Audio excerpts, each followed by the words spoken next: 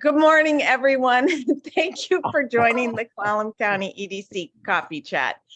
We are happy to have three real estate professionals, brokers from the cities of Sequim, Port Angeles, and Forks joining us this morning. And a few housekeeping details. If you'll put yourself on mute so we don't inadvertently hear any background noise, that would be very helpful. And then if you have any questions, please raise your hand and we will get to your questions.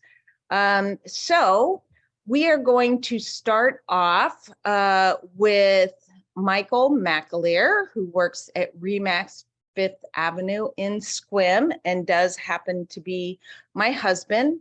Just kidding, my brother. Yep. And it's not Remax, it's Remax Prime now. That's about 10 years going. Yeah. Oops. Yeah, back in the day. So anyway, Michael has a PDF, and I will go ahead and start sharing that for him. And then Michael, if you'll take it away, and I'll be watching the chat or seeing if people raise their hands so that they can ask you questions. All right. So great. Here we go. Yeah. So if you want to, if you're controlling that, if you can scroll down just a bit, okay, so they can see that entire chart from the beginning. Sure. That's just this is a snapshot of the Sequim market in the first quarter. You can see at the end there, we do median price, a couple kind of qualifiers. That is in the Sequim school district area. So that goes as east as far east as Discovery Bay, Gardner, et cetera, and then goes to the west to Blue Mountain Road, Lewis Road in there. Sequim school district boundaries. It's also data taken from the Olympic listing service, which we have two major MLSs. The smaller MLS, which is Sequim and Port Angeles for the most part, and Rachel out there in Forks. That is only about 285 agents, but it makes up for about 85% of the sales in our area. There's about another 11% or so that is the Northwest MLS, 31,000 agents going up and down from Bellingham to Olympia and Kitsap County, Port Townsend, et cetera. So, and then the rest of the sales around here are FSBOs or private sales. So we also, these median prices reflect, and it's worth noting that we've just done apples to apples over time so that we could see the trends.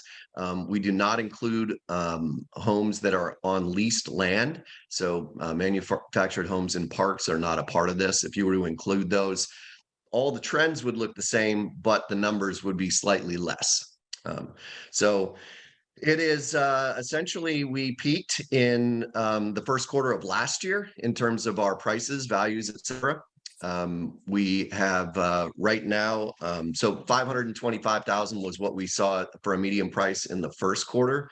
That's generally about 25% higher than Port Angeles, usually anywhere from 22 to 25% higher. That also has to do sometimes with our average land size is bigger than Port Angeles, and we also have newer homes. So that makes up for a lot of that kind of nexus. The current Sequim market, 144 homes on the market. If we could scroll down to the next in terms of inventory, that would be helpful. And this presentation will be on our website if anybody's interested in downloading it and looking at the details, if you have an interest there. Michael, before you get going, a question about those numbers. So you said that for the first quarter of 2023, there were 123 sales, and that was the price for those 123 homes. But clearly that doesn't represent the value of all homes. It's just the sales. And so how many of those sales are brand new homes typically that would be skewing the price point upwards? I don't have that number offhand, but the new home sales are probably, it's maybe less than you think. It would probably be around 10 to 15%. There are some sales like in Cedar Ridge with the Anderson homes that don't actually go into the Olympic listing service. So that could be skewed downward. that's possible. But the bottom line is we, in an effort to compare apples to apples over time so that we can see the trend lines, we just have done it the same way every time. So there weren't 123 sales. This is inventory. So this is the number of sales on the market per month. When we look at inventory and when we look at sales volume, we compare light quarters to light quarters because we sell more homes in the summer and less in the winter. So this is the average number of homes for sale per month by first quarter only. Obviously, the low was last year, 2022, historically low. What's interesting is, yes, the inventory has grown this last year, but still, look, historically, it's not close. We are so light in terms of how many homes are on the market, which is, when you see a declining market in terms of values, normally it doesn't go that way. Normally, you've got growing inventory and that supply and demand is predictable. In this case, it really was. It was really interest rate driven. So, real estate markets generally go in 6 to 8 year cycles over the last, 100 years, with a couple exceptions. But this last run up was a 10-year run up. So those last few years where some of us were erroneously predicting, that the market would fall apart, those were really fueled by 2.5% interest rates. That's why it just kept going in 2021 and 2020, 2021, and then even the beginning of 2022. As interest rates have risen, that is now kind of corrected itself to an extent, and that's why we've seen some falls. I'll give you some current information, and this is the second quarter so far. There are and again, only for the Sequim, Sequim area. Okay. Correct.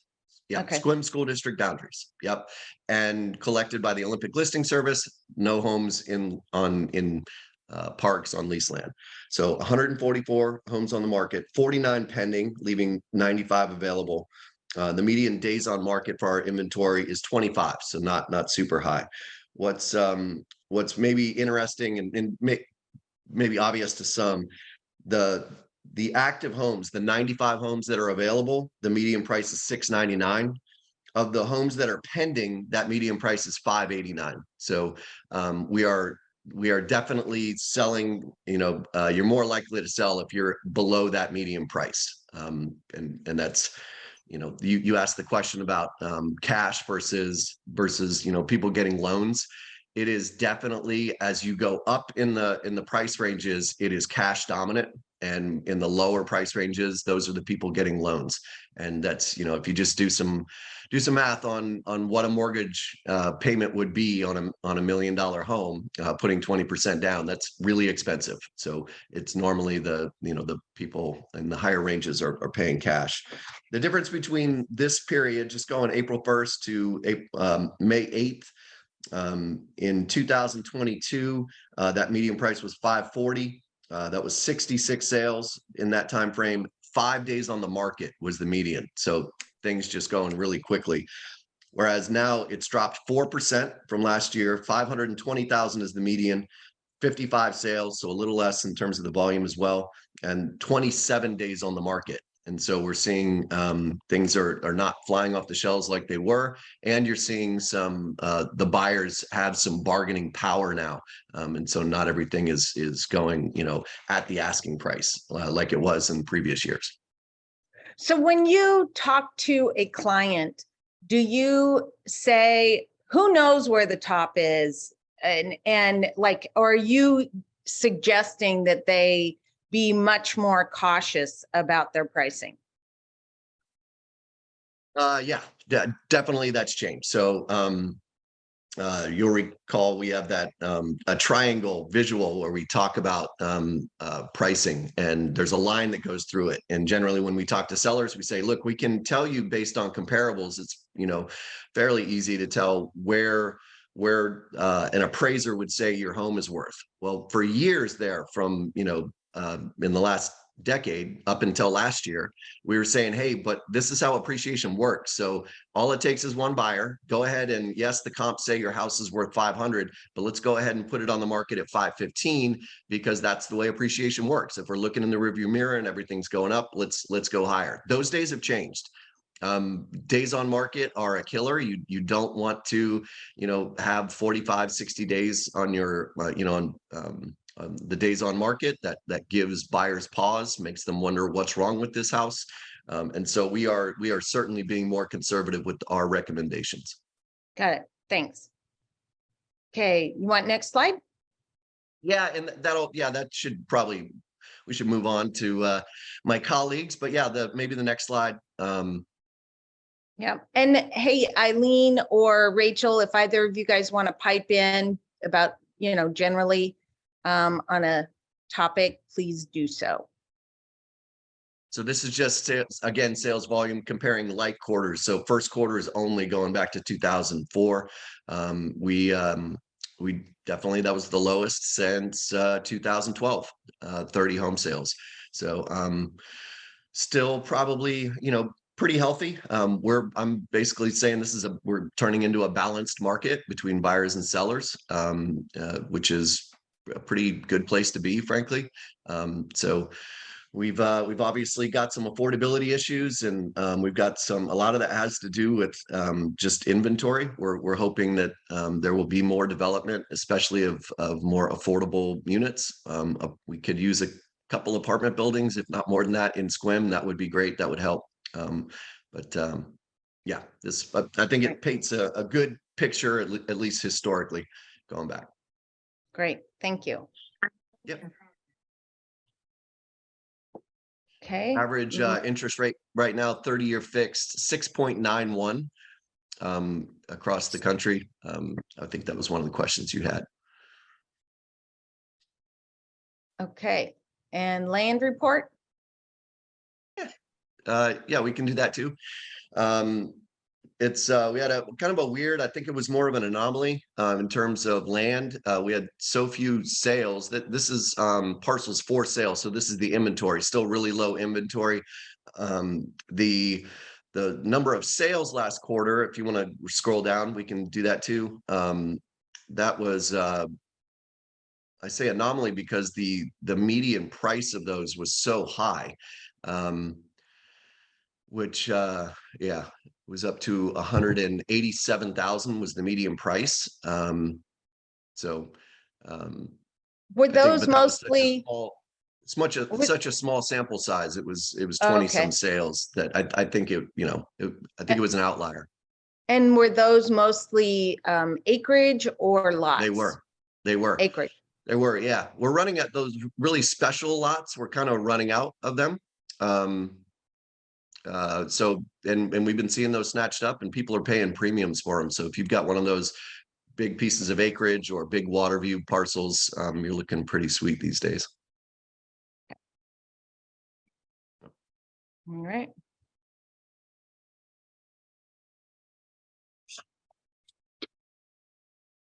Yeah, that's a small number right there. So 8, that was per month over three months. So I believe it was 25 sales for the entire quarter. So again, a small sample size. So I'm not giving too much credit to that 187,000 median price. All right. Yeah. Good. Thank you very much for sharing all that, Michael. Yeah. And so do you have a prediction for the future? What does your crystal ball show you? Yeah, I suppose so. Yeah, the crystal ball. It seems like we are headed to a kind of I think things are going to stay the same for a bit. It's where I don't know is what is the overall world economy and US economy going to do. Yes, we have great fundamentals in terms of outpacing maybe other real estate markets around the country. I say that because we do have a limited supply. We're always going to be limited by our geography. We can't develop going north, that's the Strait, and we can't go to the south, that's the Olympic National Park. But as we learned in 2008 and 2009, we are not on some magic economic island in Sequim. We are affected by other outside forces, bigger, a larger economy. So if things on a bigger scale go poorly, we're going to follow suit. So what we do have is a beautiful place to live, relatively low traffic and crime, et cetera. fresh air, slower pace. So we've got a lot going that a lot of places don't. And with high-speed internet and people able to work from home, our average age is falling in terms of the people moving here. We didn't used to have young professionals moving to Sequim. We do now. Pretty exciting time, really. And yeah, just hoping for a little more affordability. Yeah, so a question for all three of you. The studies I've seen, and just from our research where we went to grocery stores and interviewed people as well, 508 people, we found that it's been pretty consistent that 7 to 8% of the population are remote workers. And that's good for people that are looking to sell their house because it makes it a larger market, but it's also driving up the price of homes for people that are trying to get into their first house. Are you seeing a lot of your clients as remote workers? Colleen, I'd like to answer that. Okay, Michael? Please. So I have two answers to that. The first is that is a driving question before a large percentage of buyers even look at a house. They want to know what internet is there. And we have sellers that are asking their neighbors what internet they have. So yes, people are looking at working remote. And my visitor today, who's running my PowerPoint for me, Christina Parker, is exactly that role model, that she is in marketing for companies in the Midwest. She wants to raise her family on the Olympic Peninsula. This is a young professional moving to the Olympic Peninsula, buying a home to run a business, that's out of Indiana because of how beautiful it is here. So I think that the working remote might be even bigger than your number. Okay, thank you. So with that, thank you, Michael. And if you do you have any closing remarks, or we'll pass it on over now to Eileen, if that's okay. Yeah. Yeah, I've taken enough time. Good to talk to you. Hey, thank you. So Eileen. Hi, good morning. So I like following Michael McAleer. He laid a great foundation. A lot of what he said about where our statistics come from and what I'm providing is very similar to Michael. So thank you for that, Michael. I want to take just a moment to ask a question of this group, and it's been my favorite question for a while now. What was the interest rate on the first home you bought? Now, if you're not a millennial, very likely it's a high number. And my first home was 9.25%. It's the first home I ever bought, 9.25%. However, when I started out in real estate, half my life has been real estate on the Olympic Peninsula. But when I started out in real estate, I was a receptionist at one of the first RE/MAX offices that opened in California. And I was still just getting out of high school and had a summer job. And somebody came in the office and they yelled at me because the interest rates had gone from 20% to almost 21% overnight, and their broker hadn't called them. And they yelled at me, and I was young. I was new on a job. I felt very grown up being a receptionist in the front of a real estate office. And so I started crying. And later that day, my boss gave me flowers. So I also had 3 brokers sit down and explain interest rates to me. And the reason I'm telling this story, not just because that's when I learned I like getting flowers. The reason I'm telling this story is that we've been in this bubble of interest rates, and a lot of the story that we're telling right now, and a lot of what's happening in the market nationwide, but particularly here on the Olympic Peninsula, and especially with our first time and second time buyers and the Port Angeles real buyers, the real buyers of Port Angeles, is driven by the interest rate. I would imagine there are some of you who are on this meeting right now who bought houses and had interest rates at 15 and 18%. It's just what was. And so also when we were buying, people in my age group, when we were buying our first house, our down payments were 20%, 25%. There are conventional loans now at 3%. There are a lot of loans at 0% down payment. So we're talking a different market. However, when we're talking to our first time home buyers and a lot of people, the reality is that the interest rates we had a year ago and 2 years ago, I have the numbers right here, when people were getting mortgages at 3%, our first time buyers were getting houses around $300,000. Their monthly payment was about $1,264 a month. I'm not a lender. I'm just giving you numbers that I have in front of me. Well, now that the interest rates went to 6%, that $1,200 number went up to a $1,799 payment. So when we tell a buyer your payment is going up $600 a month, they're not looking at the price of the house, they're looking at their monthly payment. And what Michael said is completely accurate. The higher the price goes, the more likely people have equity. They're trading in one house for another and they have equity or some other form of money.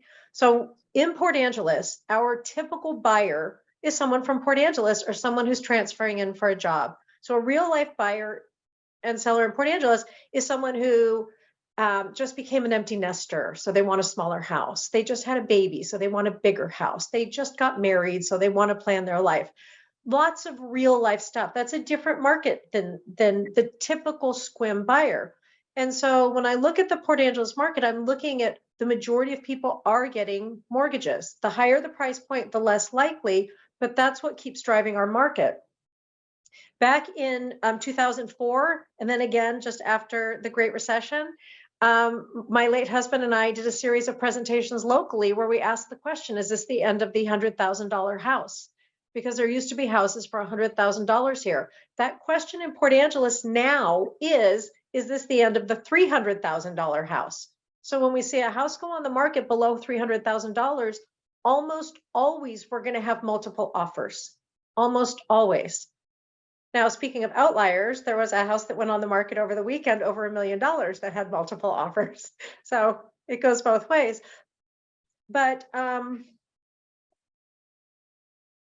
just looking at my notes to make sure I'm covering everything. One of the things that our buyers know when they're going into the first-time home buyer market or the move-up buyer market is that their best friend has become YouTube. And a lot of people are buying houses because their mortgage rate is so much higher. They're buying less of a house than they wanted to get. So they're buying houses that have more projects to complete. And the other thing, before I get into statistics, that's going to affect the Port Angeles market and all of our markets, is that during COVID shutdown, there was a moratorium on foreclosures. And so there has been a bank of foreclosures, hundreds of them that have been sitting unprocessed. Some of them were ready to go on the market 2 years ago, and they've just been sitting and they're about to start coming on the market.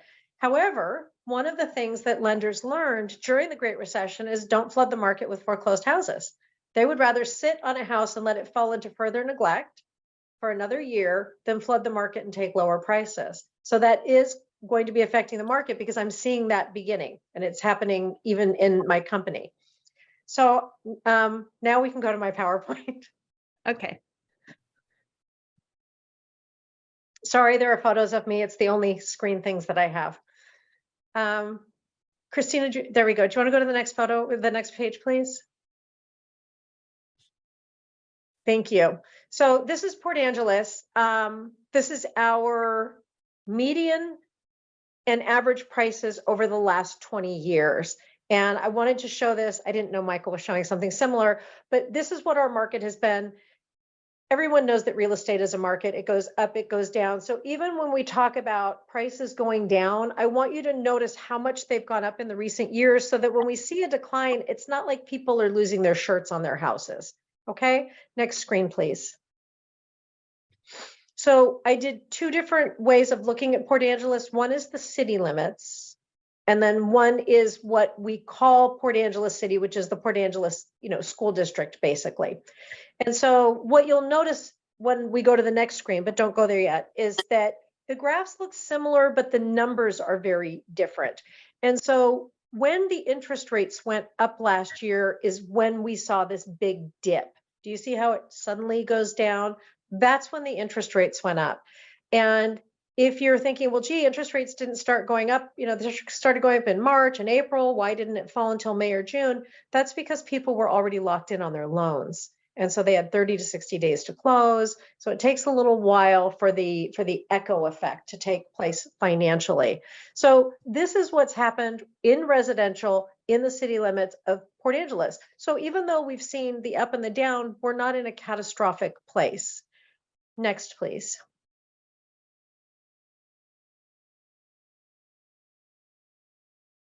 She did it. That's the next one. So this is the next one. This is the county. So the county looks similar. The difference is that the prices start higher. So what's on the left margin there is in the millions. If you add 3 zeros, the prices start higher. It's a very similar wave, except that the prices start higher.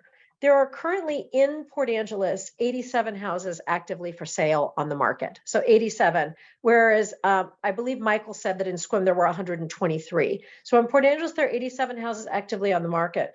Of those 87 houses, 52 of them are already in escrow.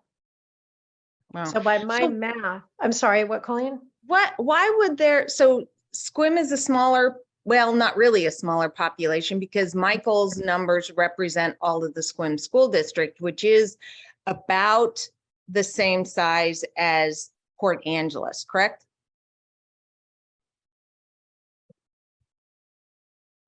I don't know Right. how to Sorry. answer that question. Yeah, I that's don't know right. if they're the It's same size. it's about 30,000, both of them. Yeah. Excellent. Yep.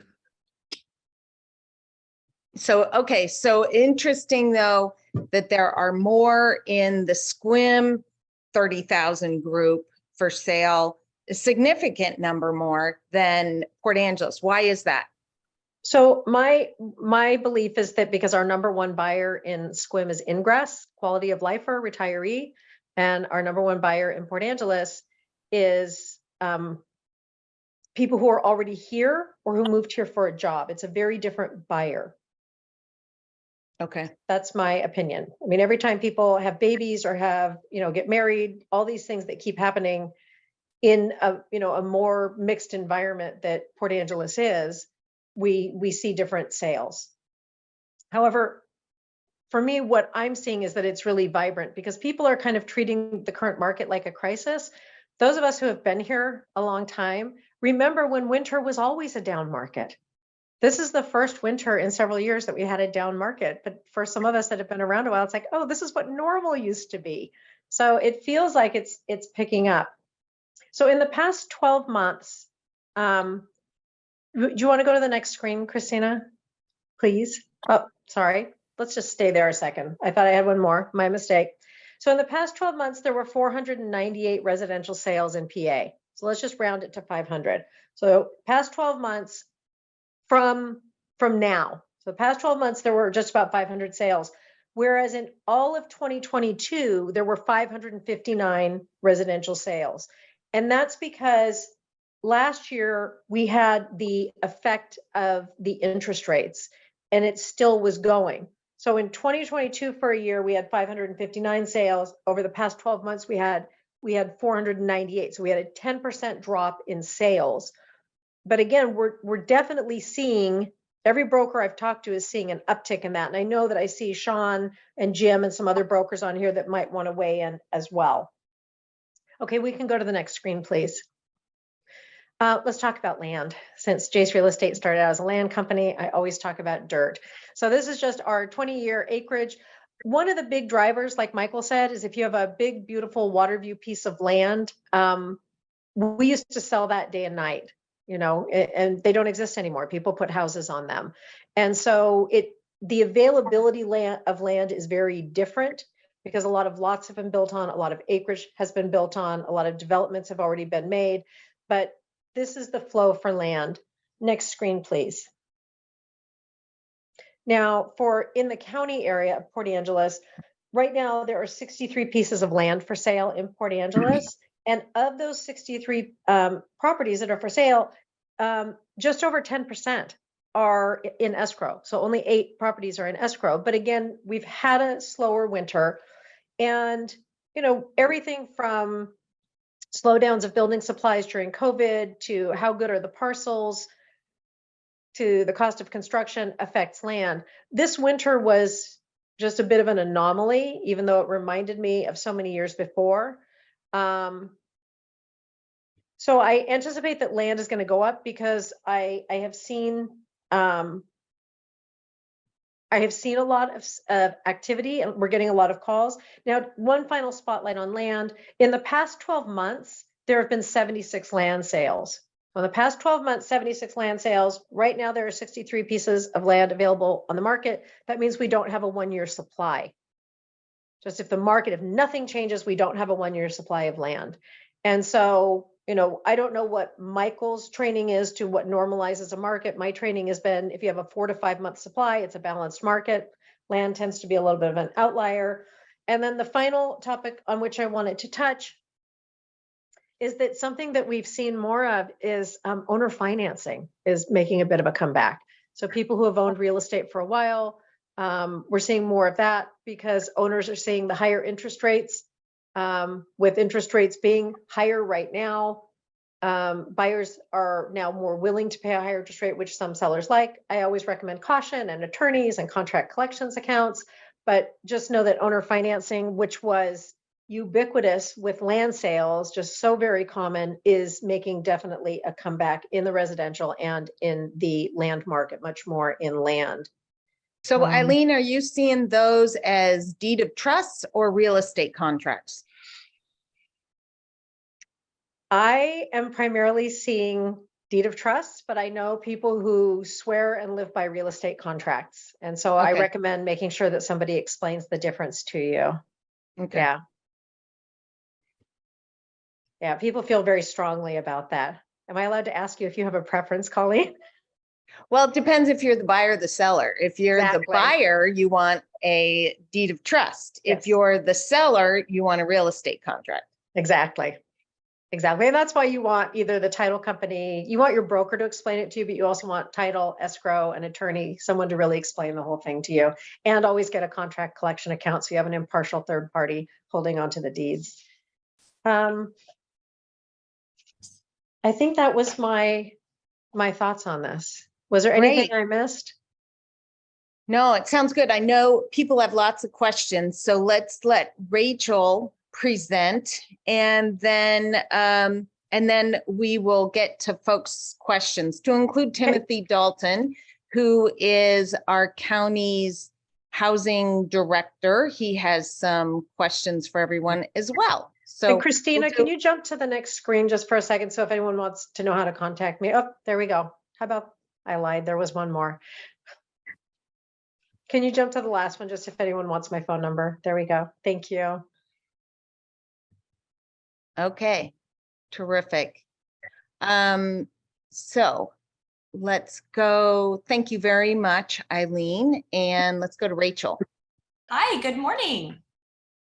My name's Rachel morning. Reed. I am a branch owner of Keller Williams Olympic out on the far west end.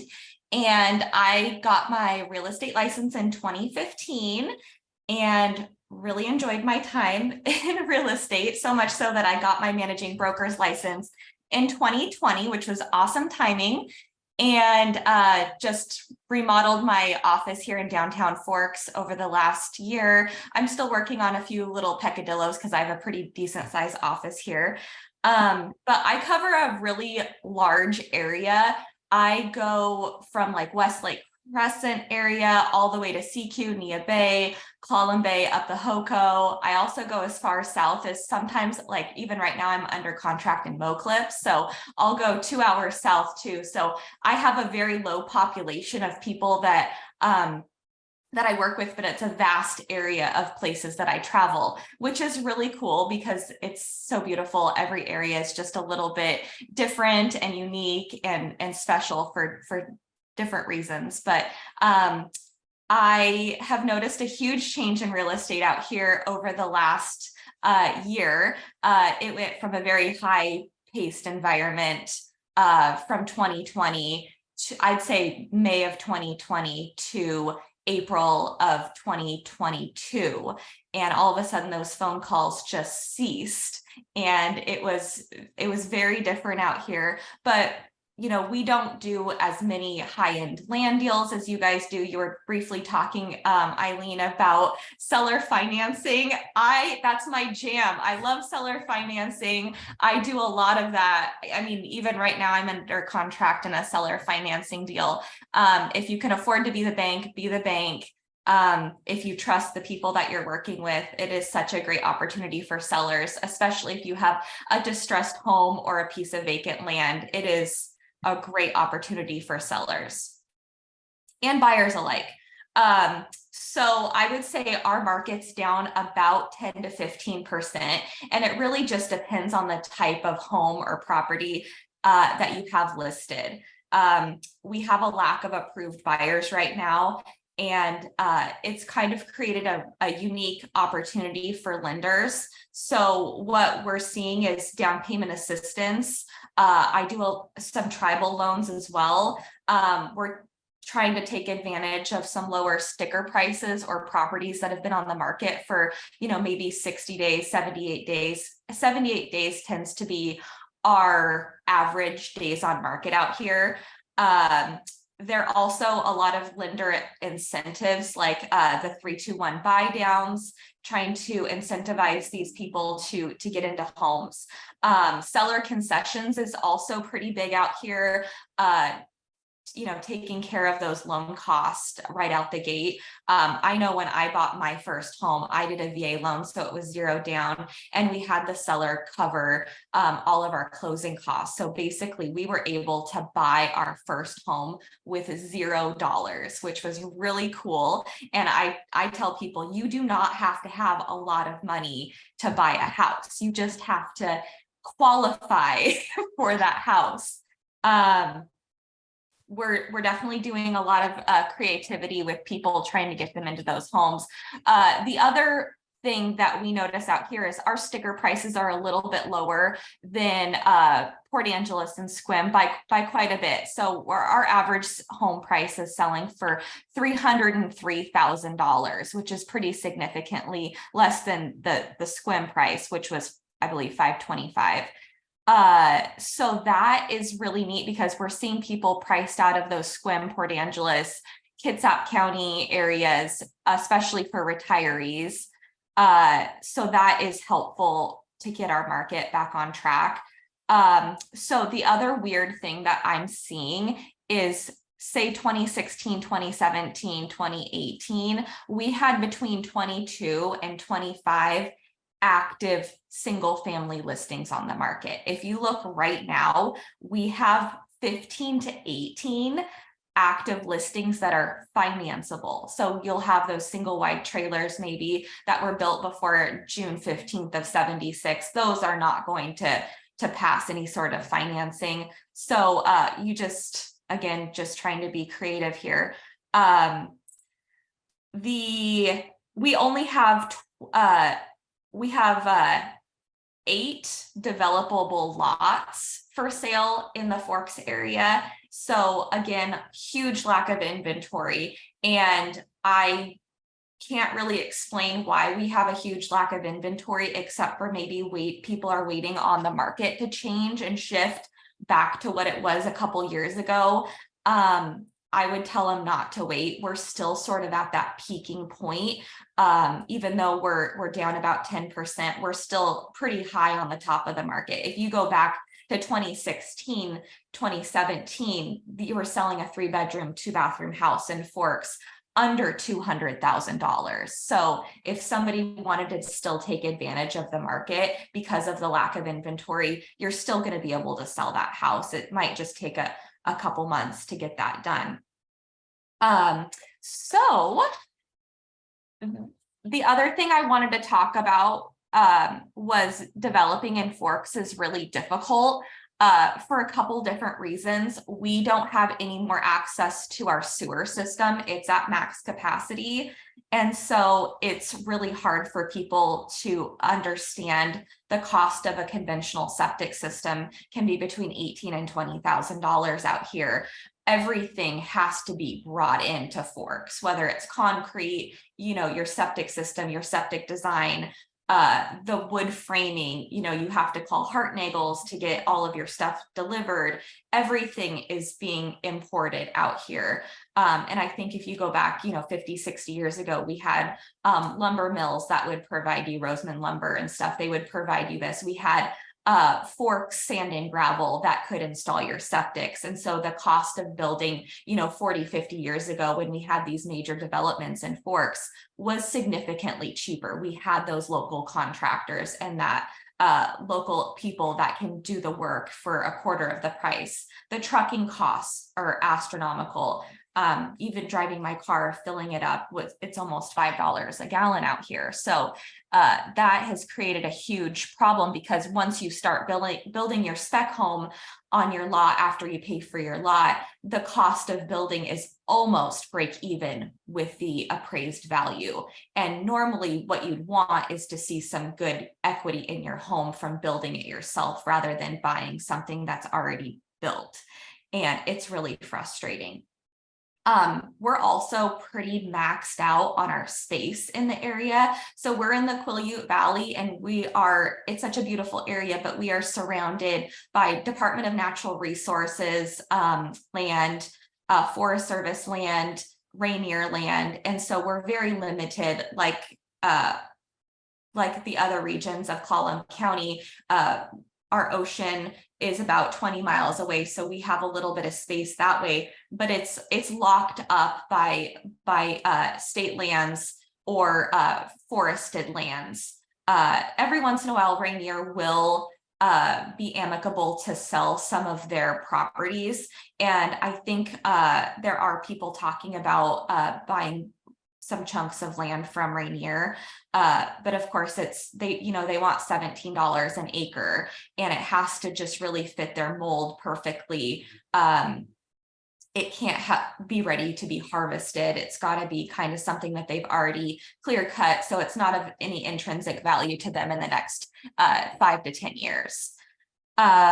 So we can also talk about short-term rentals. I know that's been kind of a hot topic, really over the last couple years out here in the Forks area in particular. And I know I've saw some stuff in Port Angeles. People are really wanting to limit the short-term rentals. So I did an audit of the Airbnb website over the last couple days, just looking to see. I was in property management at Lunsford Real Estate from 2014 to 2016. And so I have a pretty decent grasp of what our area had for rentals back then.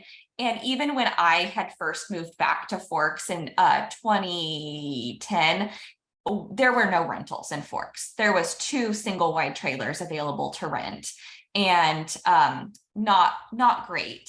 So even in 2010, we didn't have any rentals available, and that was in November. So you would think that that would be an easy time to get a rental rather than the beginning of a school year. So I did a quick audit, and it looks like we have 212 short-term rentals active in the Forks market. And of those, 9 of them used to be monthly long-term rentals, part of a duplex system or single-family homes that I know were rentals prior to them being taken over as short-term rentals. 11 of them are personal RVs. So it's somebody who parked their nice trailer or fifth wheel on a piece of land and kind of popped it up as like a glamping experience, or it's in their backyard. 16 of them are park model style or tough sheds that have been remodeled and placed to help supplement their income, whether it's on their property or they bought individual lots to put up these park models. And 9 of them are advertised by Woodland Inn. So 9 of them are part of a motel system. So I've accounted for 45 of those. And then there's a few that were already Airbnbs or VBROs prior to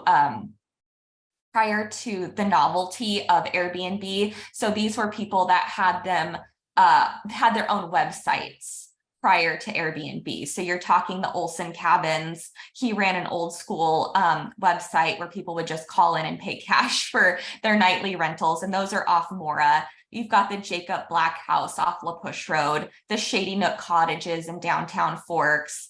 Diana Haig has her 2 Twilight homes, and she's had those for years, probably close to 10 years when Twilight really took off in the Forks area.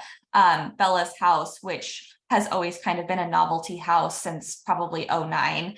The Huckleberry Lodge has been in existence for probably 15 years.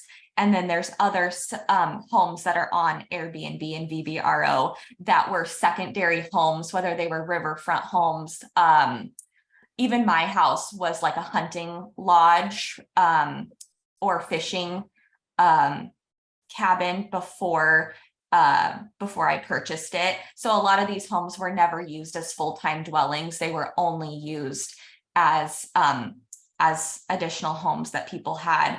And then of course, if the family had passed away, they would sell them, and then people would buy them as investment properties and turn them into a secondary source of income or passive income. So I don't see a huge, I really don't see a huge effect on our rentals out here with Airbnb.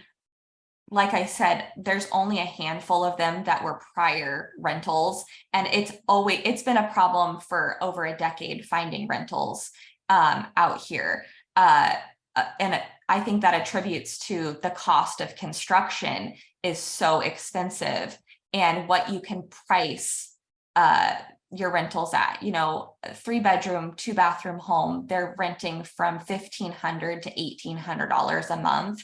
When I was doing property management, it was $1,000 to $1,200. So it's gone up quite significantly, but I think we can all agree that everything has gone up quite significantly. Not only the cost of housing, the cost of fuel, the cost of milk, everything has gone up quite significantly in the past 3 to 5 years. So that is kind of all that I have for my presentation today. And Well, that's fabulous. And I have one quick follow-up question. You said 212 Yes. Short-term rentals, but then you have a really great grasp on how many of those really were not converted from full-time housing.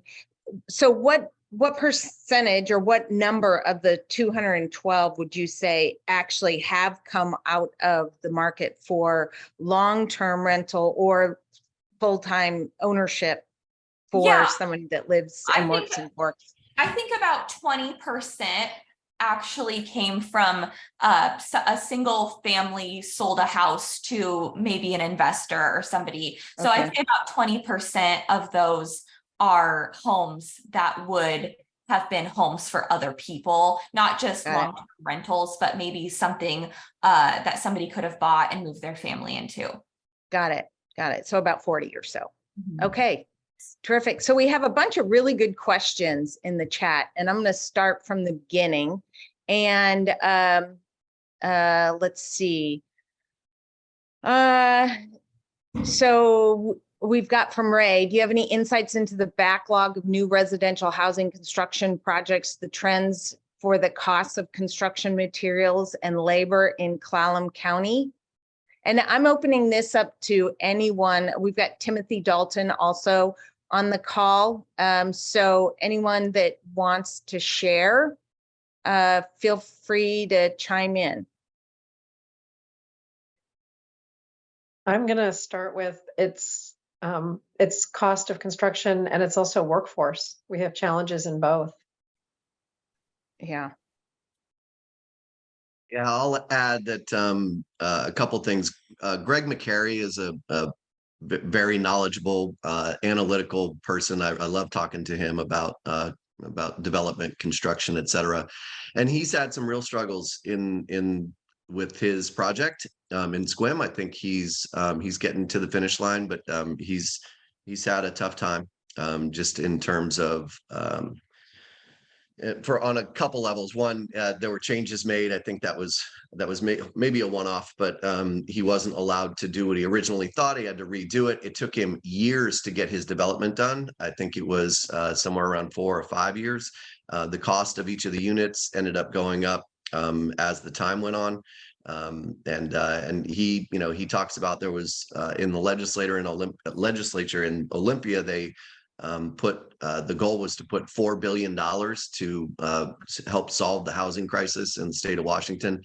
And he contends that, a lot of that was a self-imposed cost that had to do with an effort to curb climate change and therefore make housing more energy efficient. And so he said, you're adding, with these decisions, you're adding to the cost of construction, And then here we are after those decisions have been made, and now we're going to throw $4 billion at it. So anyway, that's his take. He'd be a good one to get on here and talk someday. But, he's on the Housing Solutions Committee with me and several other people on this call, but the BIAW, the Building Industry Association of Washington, based on their analysis since 2018, the increases in costs to construct a unit have gone up by 114,000 since 2018. That's according to their analysis. And the entity that has made those mandates, change the regulations for better energy use, is the Washington State Building Council. So it's the bunch of governor appointed people that are on that council, and they are making those mandated changes to the housing code. So go ahead. Yeah, Sean. It's important to note on that 114,000, that's the cost. It's a direct result of the legislation they've passed, not inclusive of building supplies and fuel and things like that. That $114,000 is due, if I read the memo right, was a direct result of legislation, for more energy efficiency. Yeah, so there was high level legislation for energy efficiency, but the actual code changes came from the Washington State Building Council. So, all right, I know there was also some questions about condos.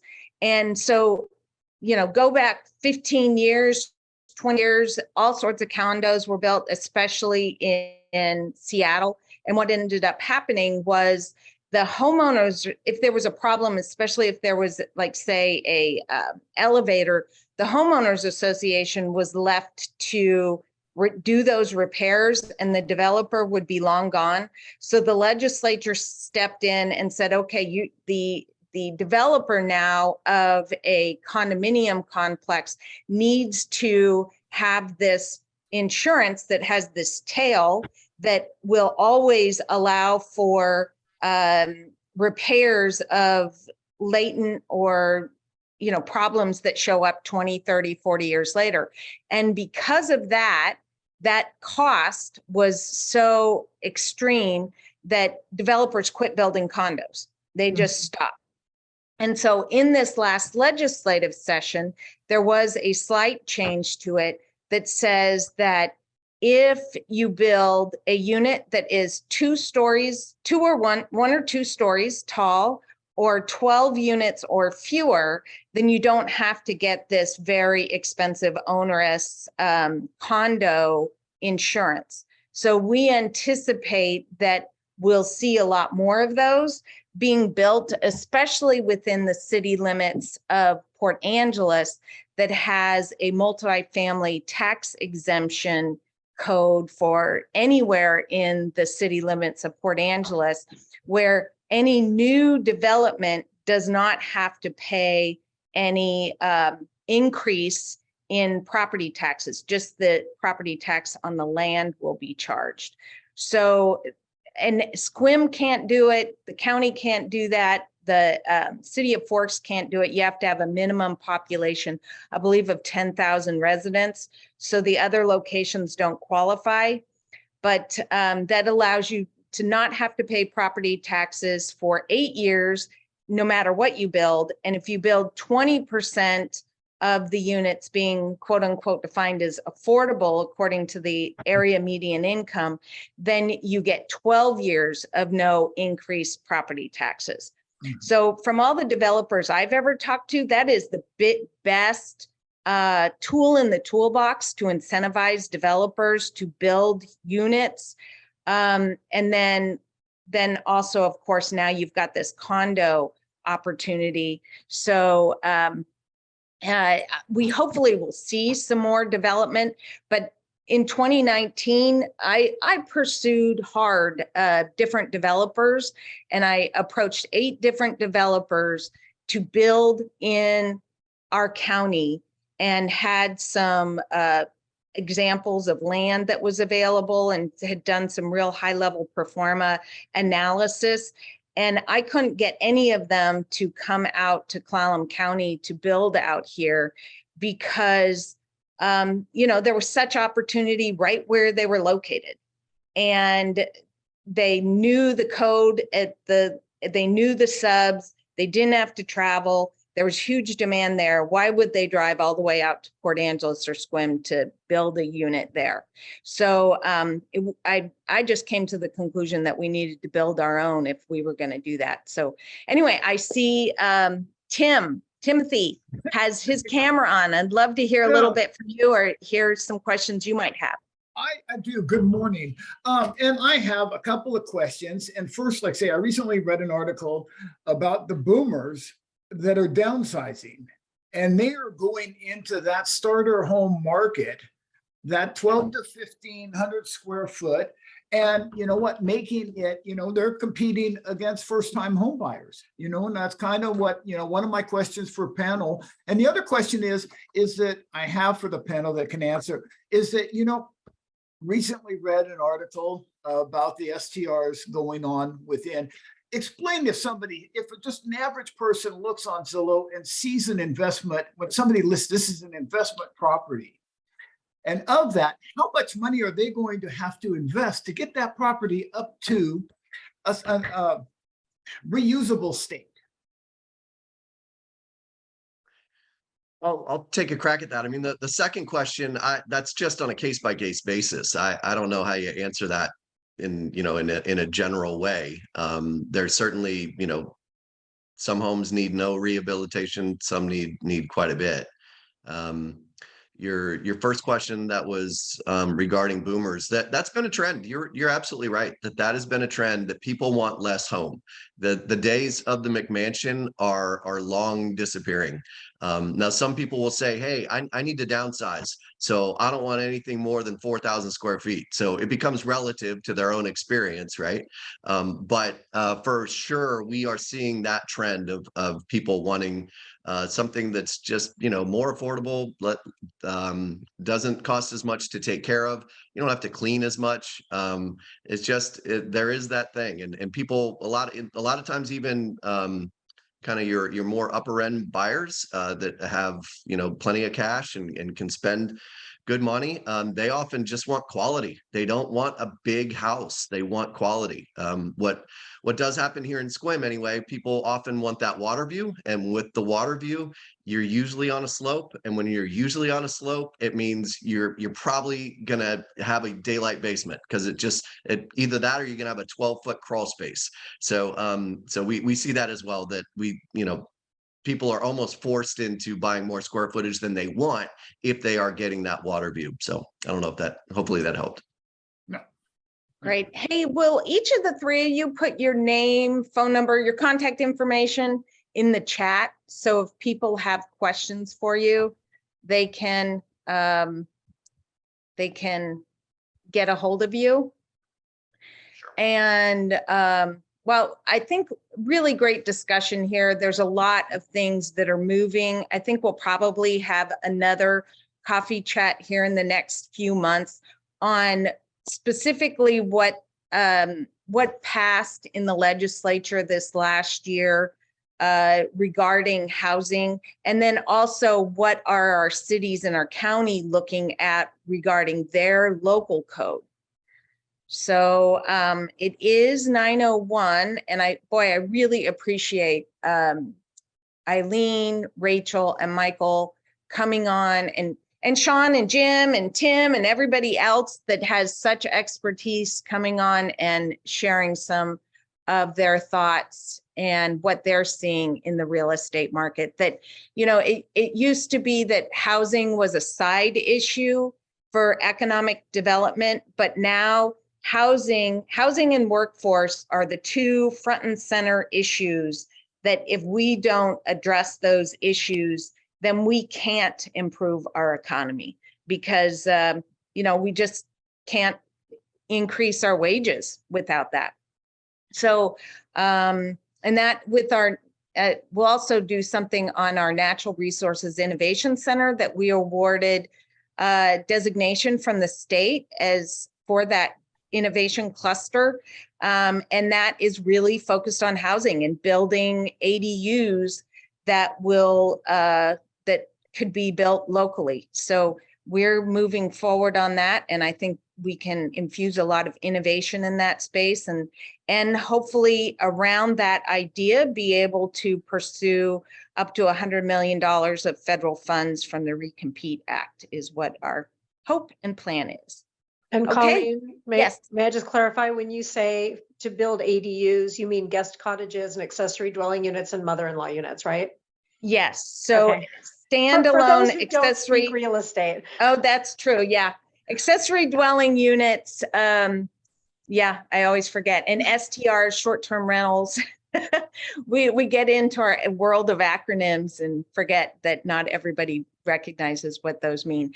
But, you know, we've got a particular type of wood here, and combining that actually with carbon fiber, we can build things very inexpensively with just 2 people, and you know it can be stood up in 3 to 5 days without having to frame a home, that kind of thing. So we're looking at researching a manufacturing facility that would create these kits that people locally and across the state could purchase if their zoning allows for an accessory dwelling unit, a mother-in-law suite in their backyard, that kind of thing. All right, well, thanks everyone. Really appreciate your time and have a great rest of the week. Colleen, thank you so much for inviting me. Thank you all for the Yeah. information. Yeah, absolutely. Thank you, everyone. Bye-bye. Thanks.